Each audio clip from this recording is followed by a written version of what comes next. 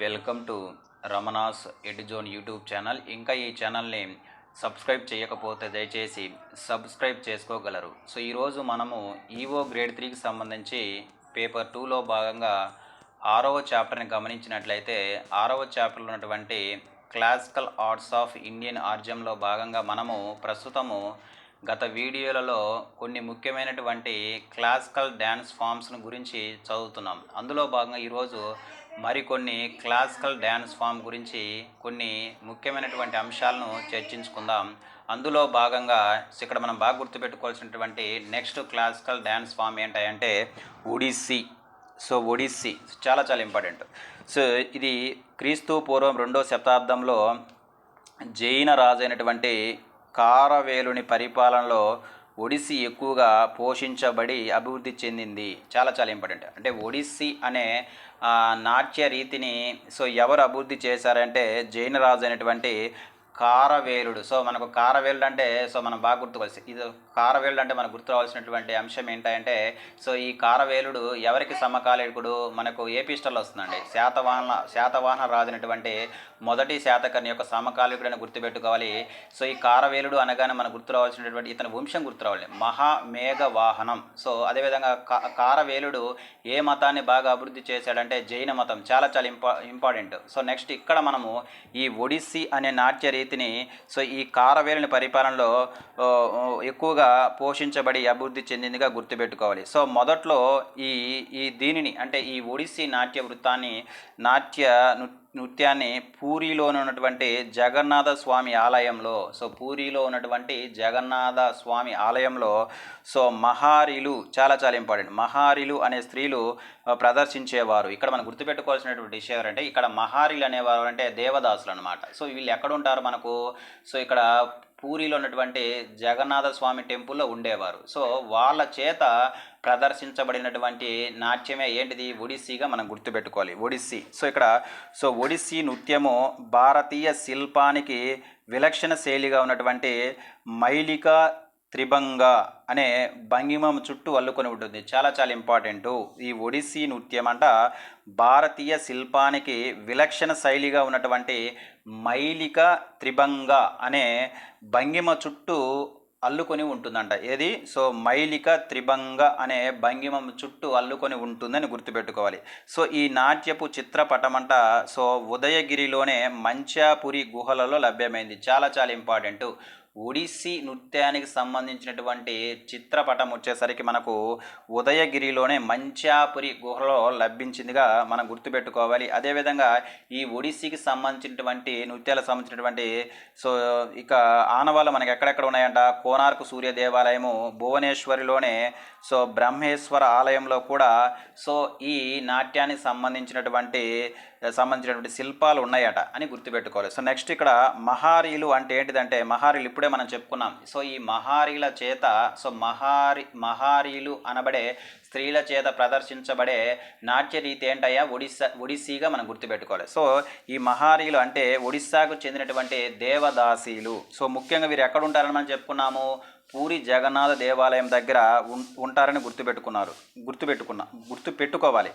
పూర్వకాలంలో ఈ మహారీలు కేవలము నృత్యము, మంత్రాలకు, శ్లోకాలకు అభినయించడం మాత్రం చేసేవారు. ఇప్పుడు జయదేవుని గీతా గోవిందం జాయాపసేని యొక్క గ్రంథం ఏంటిది?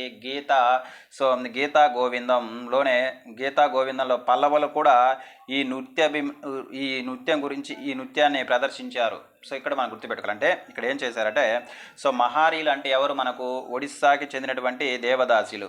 వీరు ముఖ్యంగా ఎక్కడ ఉండేవారు? పూరి జగన్నాథ దేవాలయం దగ్గర ఉండేవారని గుర్తుపెట్టుకోవాలి. వీళ్ళు కేవలము ఇక్కడ నృత్యము అదేవిధంగా మంత్రాలకు, శ్లోకాలకు అభినయించడం మాత్రం చేసేవారట. కానీ ఇప్పుడు జయసేనాని గీతా గోవిందంలోనే పల్లవులకు కూడా నృత్యాభినయాలు ప్రదర్శిస్తున్నారు. ఓకే. నెక్స్ట్ ఇక్కడ మనకు గుర్తుపెట్టుకోవాల్సిన విషయం ఏంటంటే గోటి పువ్వ నాట్యం గురించి మనకి ఇంపార్టెంట్ అండి ఎగ్జామినేషన్ పాయింట్లో. ఇక్కడ గోటి పువ్వ నాట్యానికి పూరి ప్రసిద్ధి అంట. ఇది గోటి పువ్వు అనేది ఒక నాట్య రీతి. సో ఇది ఎక్కడ ప్రసిద్ధి? ఇక్కడ పూరి దగ్గర బాగా ప్రసిద్ధి అంట. వేల నుంచి, సో కొన్ని వేల సంవత్సరాల నుంచి అక్కడి ప్రజలు దీన్ని ప్రదర్శిస్తున్నారు. అబ్బాయిలంట అమ్మాయి వేషం వేసి, అబ్బాయిలు అమ్మాయి వేషం వేసి ఈ వేసి సో దీన్ని ప్రదర్శిస్తారంట. అబ్బాయిలు అమ్మాయిల వేషాన్ని వేసి ఈ నాట్యాన్ని ప్రదర్శించడము ఈ గోటి పువ్వ నాట్యానికి ఉన్నటువంటి ప్రత్యేకతగా మనం గుర్తుపెట్టుకోవాలి. సో గోటి అంటే ఏంటంటే, గోటి అంటే ఒంటరి అని అర్థం. సో పువ్వ అంటే అబ్బాయి అని అర్థం. సో అబ్బాయి అని అర్థం. సో ఒడిస్సీ నృత్య సాంప్రదాయానికి గురువు వచ్చేసరికి మనకి ఎవరంటే గురువు కేలుచరణ్ మహాపాత్ర, అగ్రగణ్యుడు. అంటే ఈ ఒడిస్సీ నృత్యంలో మంచి పేరు ప్రఖ్యాతులు కాంచినటువంటి అగ్రగణ్యుడు ఎవరై అంటే, సో ఇక్కడ కేలుచరణ్ మహాపాత్ర చాలా చాలా ఇంపార్టెంట్. సో కేలుచరణ్ మహాపాత్ర ఏ నృత్యానికి చెందిన వాడయ్యా అంటే, మనము ఒడిస్సీ నృత్యానికి చెందిన వ్యక్తిగా మనము గుర్తుపెట్టుకోవాలి. అయితే ఈ నాట్యాన్ని విశ్వవ్యాప్తంగా ప్రాచుర్యం తెచ్చినటువంటి వ్యక్తి ఎవరై అంటే నర్తకి సంయుక్త పాణిగ్రాహి. చాలా చాలా ఇంపార్టెంట్. అంటే మనం గుర్తుపెట్టుకోవాల్సిన విషయం ఏంటంటే సంయుక్త పాణిగ్రాహి, అదేవిధంగా కేలుచరణ్ మహాపాత్రలు. సో ఏ నాట్య రీతిలో అగ్రగణ్యులు అంటే మనం గుర్తుపెట్టుకోవాల్సింది ఒడిస్సీ నాట్యంలో వీరు అగ్రగణ్యులుగా గుర్తుపెట్టుకోవాలి. ఇవి మనకు ఒడిస్సీ నాట్యానికి సంబంధించినటువంటి నాట్య కళకు సంబంధించినటువంటి కొన్ని ముఖ్యమైనటువంటి అంశాలు. సో నెక్స్ట్ కానీ గమనించినట్లయితే మోహిని అట్టం. సో మోహిని అట్టం అనేది ఏ రాష్ట్రానికి చెందినటువంటి క్లాసికల్ డ్యాన్స్ అంటే మనము కేరళ. సో కేరళ అనగానే మనకు రెండు క్లాసికల్ డ్యాన్స్ ఫామ్స్ గుర్తు రావాలి. ఒకటి వచ్చేసరికి ఏంటిది మోహిని అట్టము, రెండోది వచ్చేసరికి మనకు కథాకళి. చాలా చాలా ఇంపార్టెంట్. గతంలో మనం చెప్పుకున్నాం Kathakali. So Kathakali and Mohini Attam are the classical dance form of the Kerala స్టేట్గా మనం గుర్తుపెట్టుకోవాలి. సో నెక్స్ట్ కేవలం మహిళలచే ప్రదర్శించబడే ఈ పాక్షిక సాంప్రదాయ నృత్యం. ఇది కేవలం ఎవరి చేత ప్రదర్శించబడుతుంటే కేవలం మహిళల చేత మాత్రమే ప్రదర్శించబడే నాట్య రీతి ఏంటంటే మోహిని అట్టంగా గుర్తుపెట్టుకోవాలి. ఇప్పుడు మోహిని అట్టం అంటే చూద్దాం. సో మోహిని అట్టం, సో మోహిని అంటే చూసేవారిని సమ్మోహితుల్ని చేయగల స్త్రీ అనమాట. అంటే మోహిని అంటే చూసేవారిని సమ్మోహితుల్ని చేయగల స్త్రీ. అట్టం అంటే సున్నితమైనటువంటి శరీర కదలికలతో చేసే నాట్య ప్రదర్శన. సో మోహిని అట్టం అంటే జగన్మోహిని చేసే నృత్యం సో అని అర్థము. ఈ నాట్యంలో శృంగార రసం పాలు ఎక్కువగా ఉంటుంది. చాలా చాలా చూసాం గతంలో మనము కథక్ గనగానే మనకేంటిది శృంగార భావ సమ్మిళితం. సో ఇక్కడ ఈ నాట్యంలో మోహిని అట్టంలో అంట శృంగార రసం పాలు ఎక్కువగా ఉంటుందని గుర్తుపెట్టుకోవాలి. ఇవి మనకు మోహిని అట్టకు సంబంధించి కొన్ని ఎగ్జామినేషన్ పాయింట్ ఆఫ్ వ్యూలో మనం గుర్తుపెట్టుకోవాల్సినటువంటి ముఖ్యమైనటువంటి అంశాలు. అంటే ఇక్కడ మనము మోహిని అట్టం అనగానే మనకు ఏ రాష్ట్రం గుర్తు రావాలి? కేరళ రాష్ట్రం గుర్తు రావాలి. అదేవిధంగా మోహిని అంటే చూసేవారిని సమ్మోహితులను చేసే స్త్రీ అని గుర్తు రావాలి.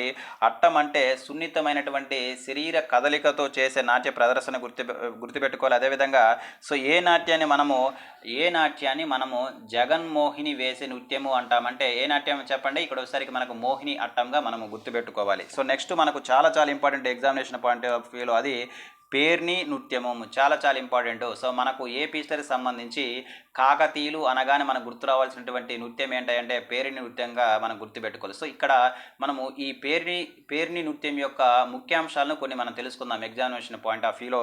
సో పేరిణి నృత్యం, సో ఇదేమంటే పేరిణి డ్యాన్స్ అంటాము. దీన్నే మనం ఏమంటామంటే పేరిణి శివతాండవం అంటాం. సో ఇది తెలుగువారి ప్రాచీన నృత్యం.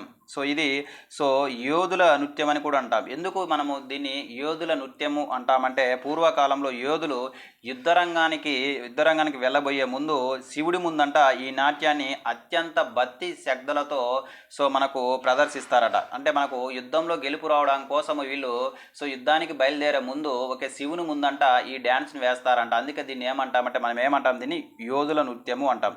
సో ఏ నృత్యాన్ని మనము యోధుల నృత్యము అంటామయ్య అంటే ఏ నృత్యాన్ని చెప్పండి?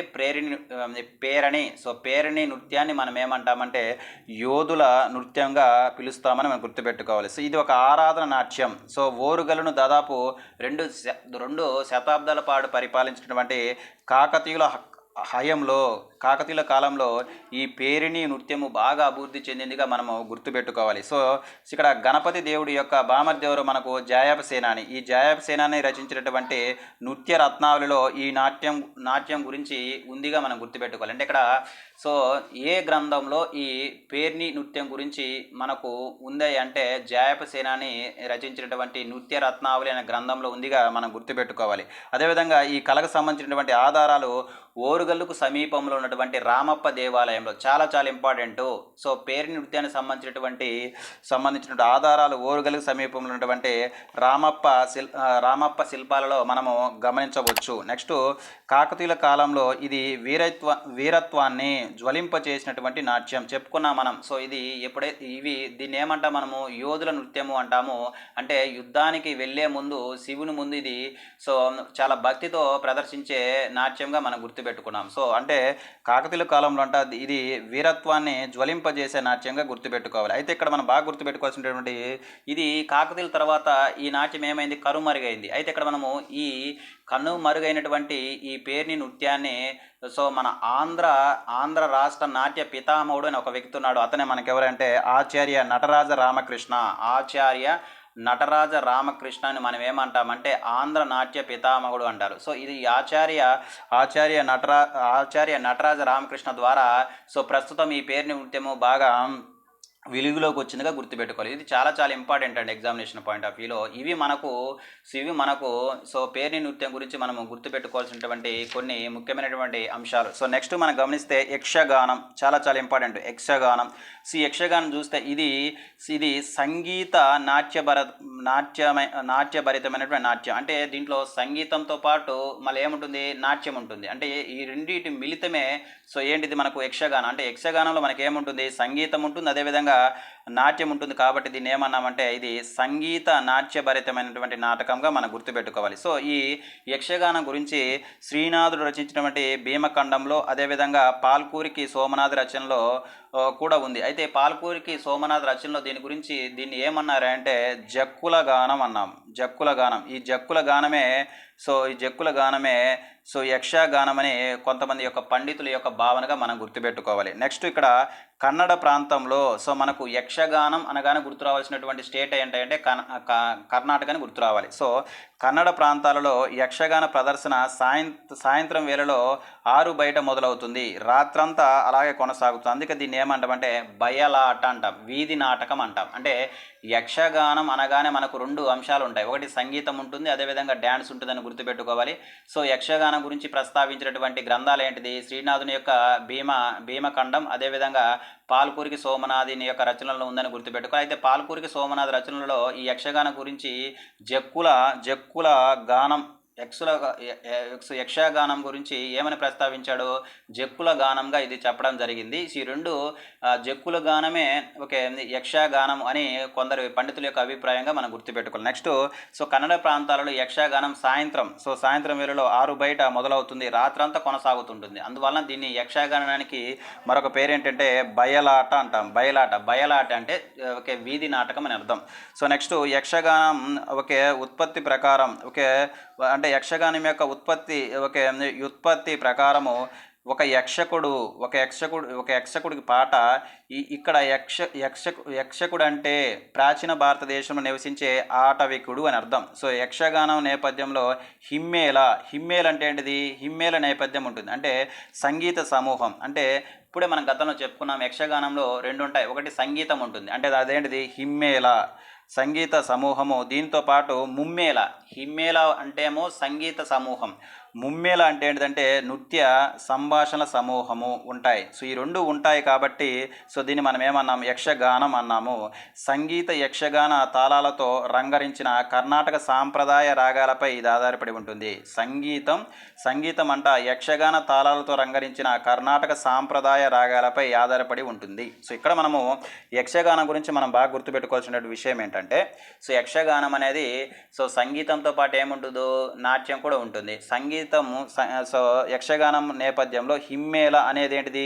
సో హిమ్మేళ నేపథ్యం ఏంటిదంటే సంగీత సమూహం.